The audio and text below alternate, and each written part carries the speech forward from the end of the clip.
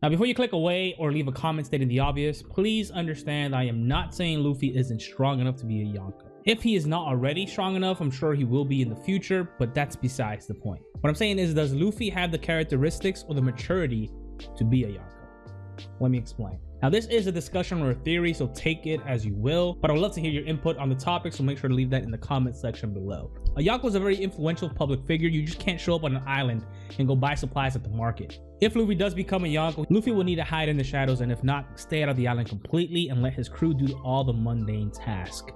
The worry here is Luffy's personality doesn't really lend to him sitting back and letting his crew do everything, essentially, or lay low, really. Now, if you're a Yonko, you can't really be getting involved in the political aspects of certain islands. For example, if there's a civil war going on in like a country like Alabasta, you just can't show up, befriend the princess, and then stop the civil war from going on.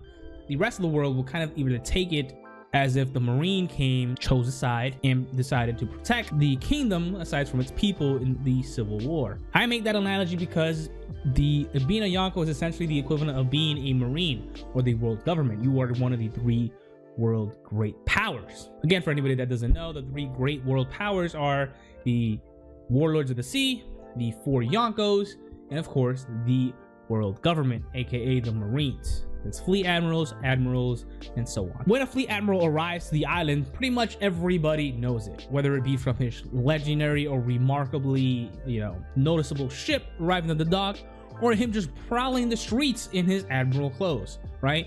The difference is most people recognize an admiral and or a Marine because of their uniform or their attire, unless you're one of the 3 admirals. So if you're a Yonko, it would be essentially the same, but instead of a coat or a jacket or clothes that you can shift off, it's you. It's literally you, your face. You would need to either go into the island incognito or, under disguise, or not go into the island at all. And what I mean by that is, usually if you're a Yonko, they're gonna know you and your pirate flag, not necessarily your crew. Unless your crew is significantly strong and semi-famous themselves, for the most part, the one that's kind of going to be known worldwide, it's the captain. It's you, Luffy. All you, bro. How do we get around this situation? How do we get around this problem? Well, Shank is actually a pretty decent kind of reference for this. Here's what I mean by that.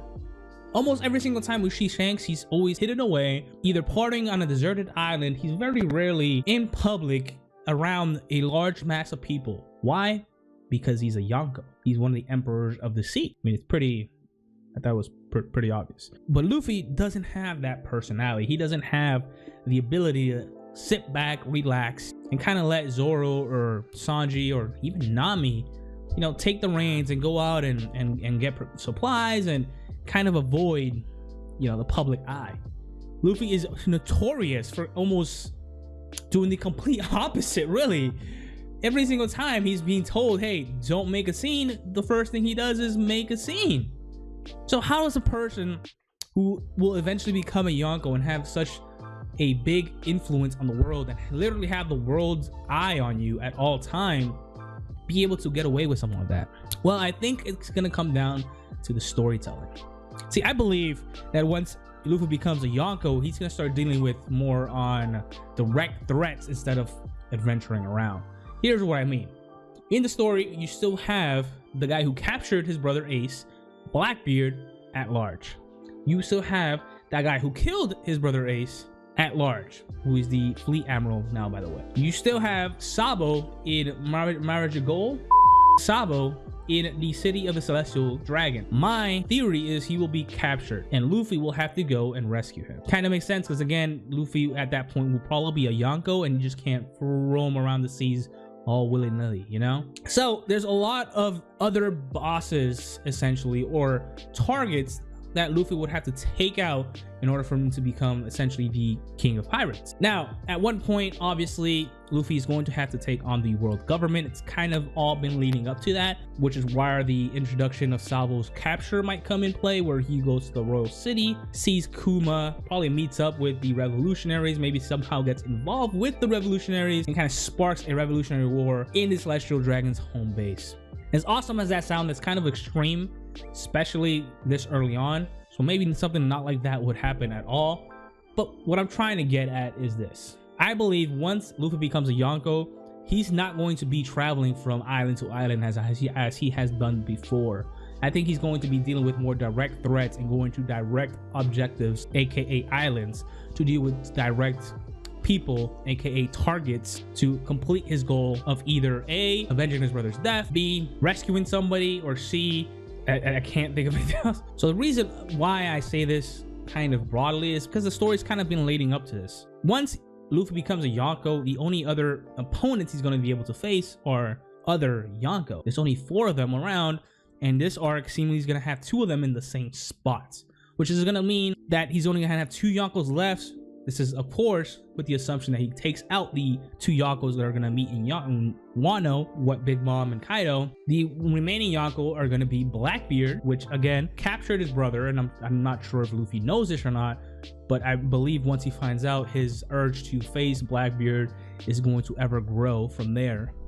And Shanks, who he wants to meet up, not necessarily battle. This being a battle manga, and he is a Yonko, and the only other kind of threats that would be, you know, stopping him from becoming the Pirate King would be other Yonko. His real only hit list would consist of 2 people: Big Mom, if he doesn't defeat Wano, and Blackbeard. So I believe once he becomes a Yonko, that dynamic of the Yonko personality or the Yonko maturity or the Yonko characteristics won't really affect Luffy, because he's not going to be traveling to necessarily populated islands, if you will, but instead traveling to directly to either opponents or world government facilities. I'm hoping that kind of makes sense for you guys. You kind of see it from a storytelling perspective. Again, Luffy's been set up to be this nonchalant, chilling, almost seemingly irresponsible, quirky, funny, outgoing, attention-grabbing character. He would need to do a total 180 in order for him to fulfill his appropriate role as a Yonko, once again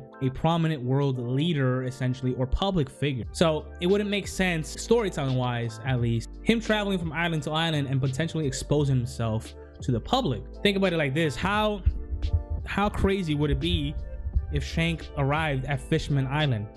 The entire Fishman population would be talking about Shanks on his island into the minute he left, and probably many months after that. That would be the exact same effect Luffy would have going into any other island that is not a territory of another Yonko and or world government facility.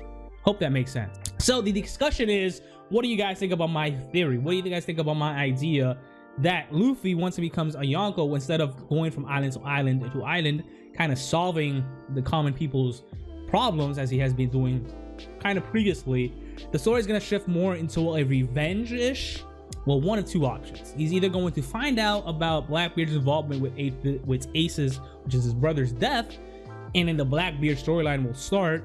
Yonko versus Yonko, world goes crazy, it's going to be epic.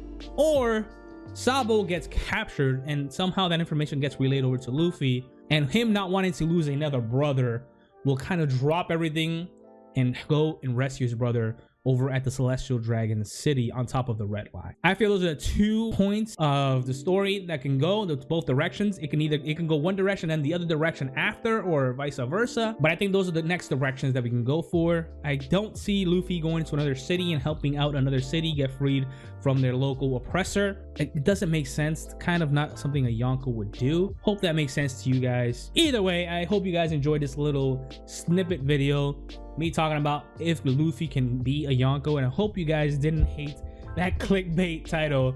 But I wasn't necessarily talking about strength. It's kind of obvious that he's being set up to become the next Yonko, and actually he's being set up to take out Kaido's position as Yonko, which would be really interesting.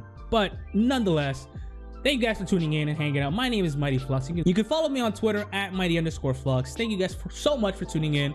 See you guys on the next one, and until then, my name is Mighty Flux. Have a great day. Bye-bye.